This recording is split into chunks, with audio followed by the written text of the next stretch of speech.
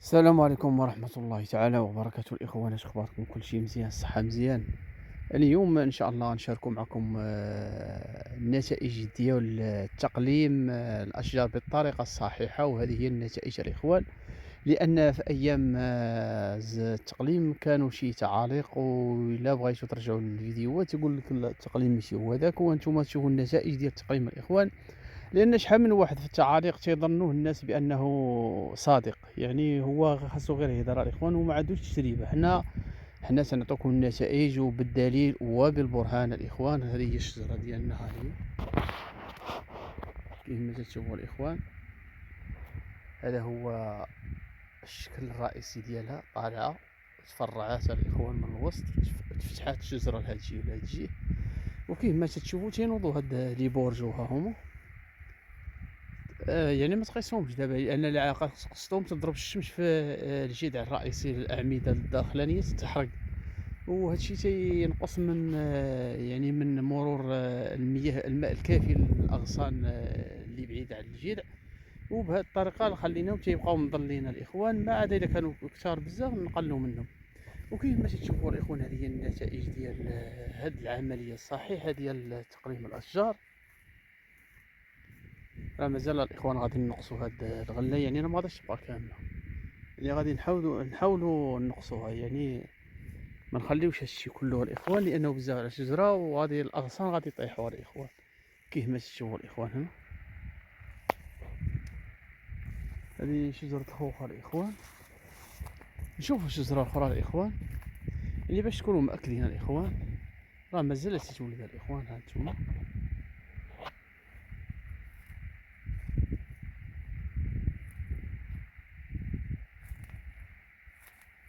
هذا هو الشكل ديال الشجرة الإخوان، دائما تطلع من الفوق لتحت، طالعة وتعراض الإخوان، تفتح الشجرة كيف ما تشوفون.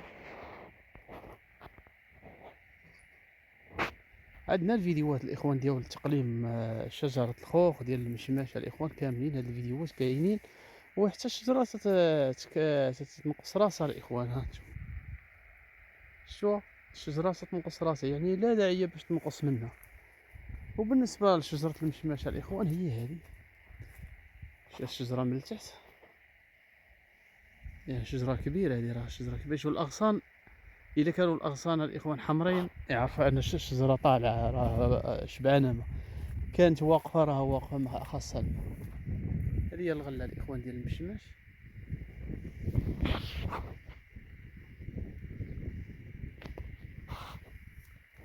انتوما الإخوان، ها النتائج ديال التقليم الصحيحة الإخوان. الورق والغلة كاينة. حنا داويين هاد المشماشة الإخوان على واحد البخوشة تتجي تتقب المشماشة، حنا داوينها وغادي نعاودو إن شاء الله الدواء نعاودوها بالديسيس، لأن لا بدات يطيو الإخوان بلا ما نداويو دابا نحاربو هذيك البخوشة باش شو الإخوان.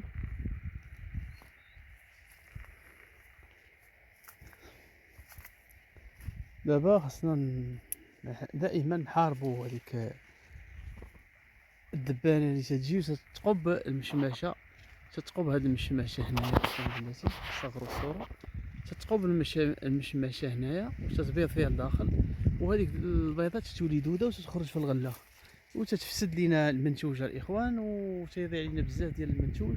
ومن الأحسن نتفاداو هاد الخسارة الإخوان في البداية ديال النضج ديال ثمار المشماش. وبهذه الطريقة الإخوان غادي تكونوا تجاوزتوا هاد المشاكل ديال فساد ثمار المشماش أو الخوخ. يعني خاصك تداويها قبل الطياب بواحد 15 يوم الإخوان، كيبدا يرشم غداويه بالسم، يعني باش إلا بغيتي تاكل تصاب الصلاحية ديال هذاك السم انتهت، لأنه عنده 21 يوم تقريبا. شيستيميك ان كونتاكت تيكون ما عندوش مدة طويلة. شيستيميك تيديها الإخوان في الشجرة بزاف. تنشكركم على المتابعة، ونتمنى هذا الفيديو ينال الإعجاب ديالكم. ما تنساوش الاشتراك في القناة والبارطاج، والقناة راه فيها ما يدار الإخوان بالنسبة لتقليم الزيتون، البرقوق، المشماش، الزيتون الإخوان، جميع الأشجار المثمرة حاضرة في القناة. إذا شئتم الإخوان، إن شئتم رجعوا إلى الفيديوهات السابقة وتتأكدون من هذه المعلومات.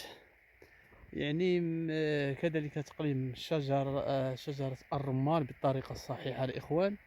كيما تتشوفوا هذه الشجرة وحدها الإخوان، ها هي. يعني الشجرة ما نخليوهاش تكبر الإخوان، تبقى على هاد النيفو.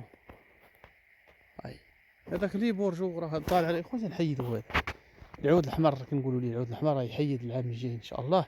وبهاد الصورة نودعكم إلى فيديو قادم إن شاء الله.